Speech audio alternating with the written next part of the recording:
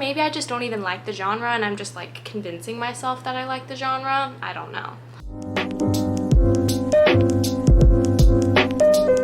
Hey, what's up you guys? It's Avery from A Very Avid Reader and welcome back to my channel. For those of you who have never been here before, what's up? Welcome. I hope you enjoy your stay. So for today's video, I'm very excited because I'm going to be doing a book haul. And I haven't done one of these in a while. It's been probably 7 or 8 months, but I am very excited about some of these books that I got.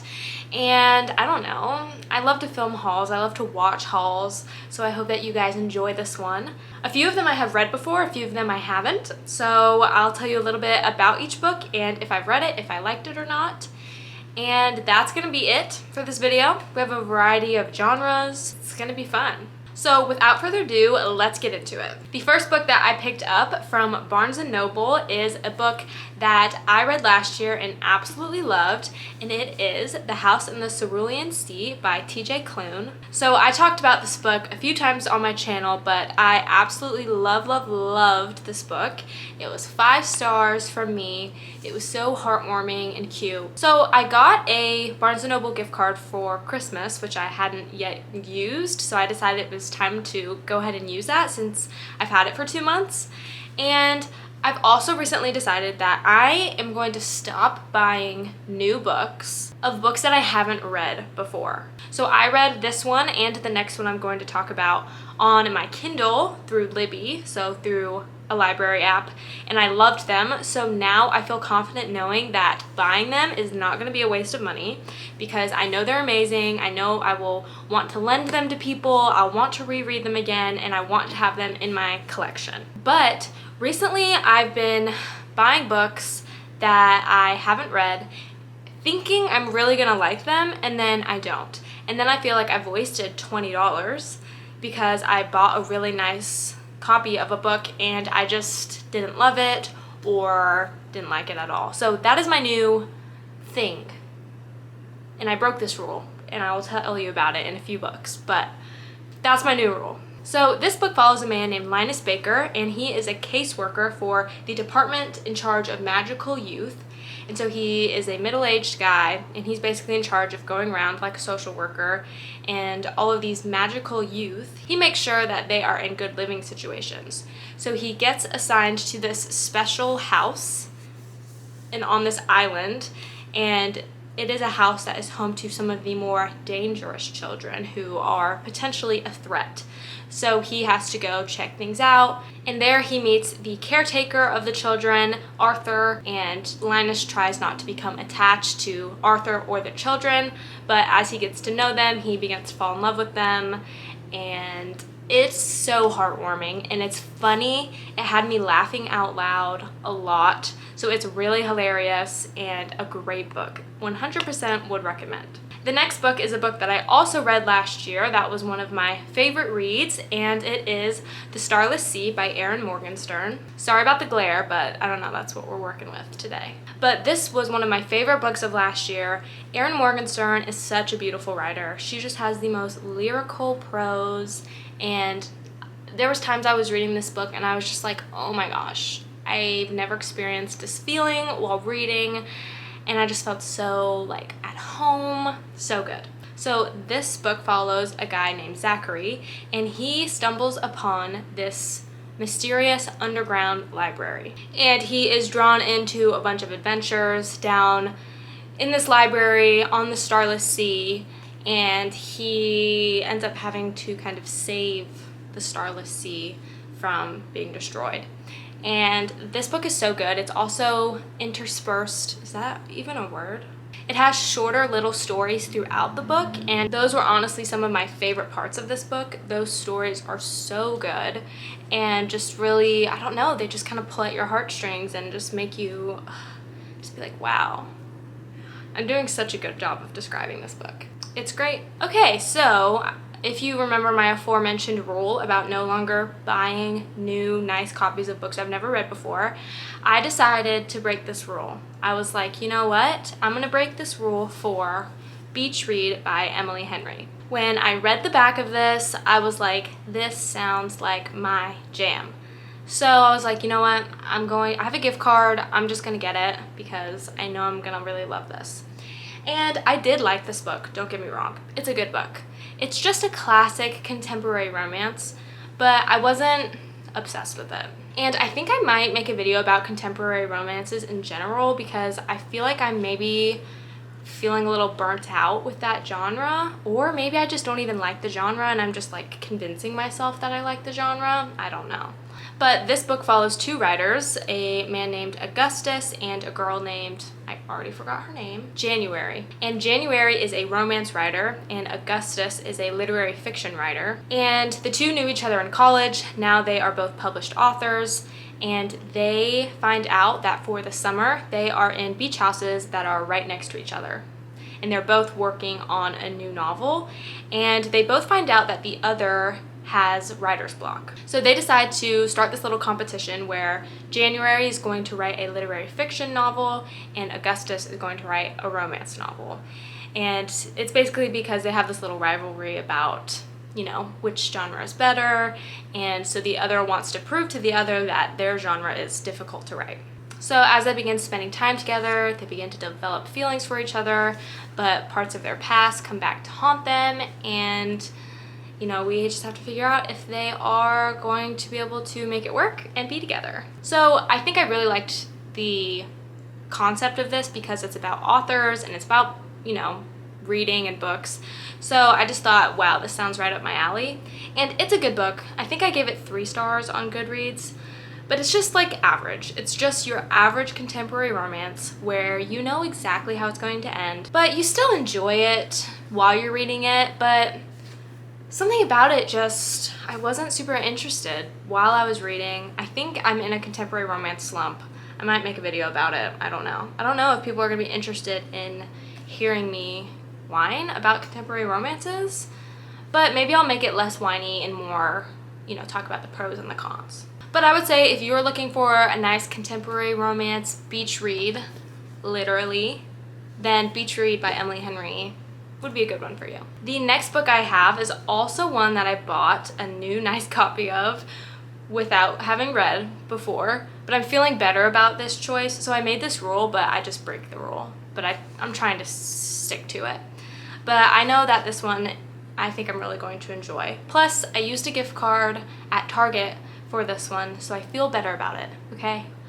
Validate me in the comments, please. But this one is The Personal Librarian by Marie Benedict and Victoria Christopher Murray. This book sounds super, super intriguing. I'm very excited to read it. I started reading the first few pages while I was standing in the Target aisle because, like I said, if I was gonna buy this before reading, then I wanted to make sure it seemed up my alley, and it does. So this book is the remarkable story of J.P. Morgan's personal librarian, Belle DaCosta Green, the Black American woman who was forced to hide her true identity and pass as white to have a lasting legacy that enriched our nation. So basically, it's about this woman named Bella, and she is hired by J.P. Morgan to curate a special collection of manuscripts, books, artwork for his new library that he's making. And she basically becomes this big person in New York society in like the art and book world, and everyone really looks up to her. She has impeccable taste, all that jazz. But she has this secret that she's hiding, but that she is African American. And so she obviously struggles with making her way up through elite racist society at the time and is having to hide her true identity. This just seems really interesting, and I think the fact that it's based on a true story is also really intriguing. I am very excited to read this because, you know, it seems like it's about a great woman. Okay, the next 2 books are books that I picked up at thrift stores because I need them for classes that I'm taking at my university. The first one is Slaughterhouse-Five by Vonnegut. I'll be honest, I don't know what this is about. I know that it's one of the books that a lot of people have to read in high school, and so therefore it has kind of a negative connotation for most people. But I recently read Catcher in the Rye, which is also one of those types of books, and I really enjoyed it. So the fact that I'm not reading it, you know, being forced to read it in high school, I guess I'm being forced to read it for my class, but I'm excited to go into this. It says it's a anti-war book following the firebombing of Dresden, and it's about Billy Pilgrim's odyssey through time, which reflects the mythic journey of our own fractured lives as we search for meaning in what we fear most. That sounds like something I'd be really interested in. Like I said, I think that I'm fearful because it just has a negative connotation as being one of those books you have to read. So I'm gonna try and put that behind me and read this cute little book. It's actually not that cute, it's just little. And the next book that I picked up for my Shakespeare class is Othello, and this is the Barnes & Noble Shakespeare edition, and I have a few other of these. I have Macbeth, Hamlet, and Taming of the Shrew in this Barnes & Noble edition, and they're really nice because they have a lot of great footnotes on the side. So it's all the text is on the right-hand pages, and then there's tons of footnotes on the left-hand pages, and they explain words and phrases and give historical context. And when I was reading Hamlet, it was super helpful having those notes. Othello is also one that I literally don't know anything about. Hopefully, in the next few weeks, I will have an answer to that question. Okay, and the next 3 books that I have to talk about are books that my mother gave me for my birthday, which was a few weeks ago. And I love my mom. She knows my taste so well. She's my book twin, which was, I guess there's another book that I didn't talk about that she gave me. But this book called I'd Rather Be Reading, The Delights and Dilemmas of the Reading Life by Anne Bogel is a really cute short book with a collection of essays about reading. And one of the essays is about finding your book twin, which is someone who has the same taste as you, and you always recommend books to each other, and you just know what the other person will like. So my mom and I are book twins. We have very similar tastes, and we always recommend books to each other. So before I got distracted, the book I was going to show you is How to Buy a Love of Reading by Tanya, Egan, Gibson. And look at the cover, first of all. So cute. I love it. It's literally everything that I ever want in my own personal library. But this is a book about a girl named Carly Wells who hates reading. She hates it because she gets assignments from English teachers that she doesn't like, which I think a lot of people can relate to. And she, has to study for her SATs, which involves a lot of reading. So she hates reading. So when asked in class what her favorite book is, Carly responds, "Never met one I liked."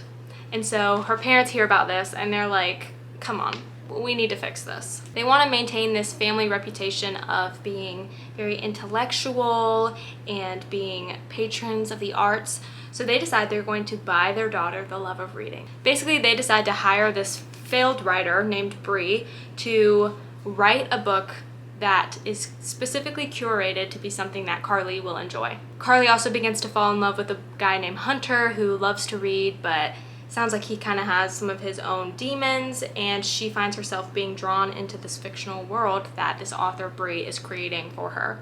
So this is just a really funny concept, the fact that she hates reading, and her parents are like, you know what? We're gonna pay someone to write a book that you're gonna like. And I just think it's really funny. I'm not sure how old the characters are in this book. I think she's in high school, but also it's talking about her love interest as drowning himself in booze and a good bottle of scotch, which could be a teenager. That's really, hope not, but also if she's a teenager, he needs to be a teenager. I'm not sure. I'm assuming since she has a teacher, she's going to be a teenager. But it's a really cute concept, and I'm excited to read this one. The next book that my mom gave me is Luncheon of the Boating Party by Susan Vreeland. And this is about a Renoir painting, the one that's on the cover, which is a very famous painting. And Vreeland basically creates a story with all the characters that are seen in this famous painting. So it is narrated by Renoir as well as the 7 people in the painting, which were actually real people, I believe. And it is a fiction novel, but it's based off of real people in Paris following the Franco-Prussian War. And so it says Parisians were bursting with a desire for pleasure and a yearning to create something extraordinary out of life. Renoir shared these urges and took on this most challenging project at a time of personal crises in art and love. So it's about Renoir, it's about the people in this painting and kind of what led him to create this painting. And that just sounds really interesting. It's set in Paris, which I love, and that's just a really interesting concept for a book which I have never heard of before. So I'm excited to read this one as well. And the last book I'm going to talk about is similar to the one I just talked about, but it is Paris by Edward Rutherfurd. And don't mind the sticker up here. But this is a historical fiction novel following a family in Paris. It actually has characters that are both fictional and real, set against the backdrop of the glorious city. It's actually about multiple families, not just one. And it says we follow these families through good times and bad as they come of age, seek their fortunes, and fall in and out of love. But it's basically a historical fiction novel, but I'm pretty sure most of the history of Paris is true. So you're learning about the history of Paris through the eyes of these families. And that just seems really interesting. I love Paris. This is a big book and it kind of seems like it might be a challenge for me, but it's not something I would normally read, so I'm kind of excited to give it a shot. Okay, that is it for this haul, but these are some of the books I've picked up recently. If you've read any of them, let me know what you think. And if any of them sound interesting to you that you haven't read yet and you're gonna add them to your TBR, let me know about those as well. Thank you guys so much for watching this video. I appreciate it so much. If you enjoyed it, make sure to give it a thumbs up and subscribe if you want to see more videos from me. And yeah, that's pretty much it. Thanks again, and I will see you in my next video.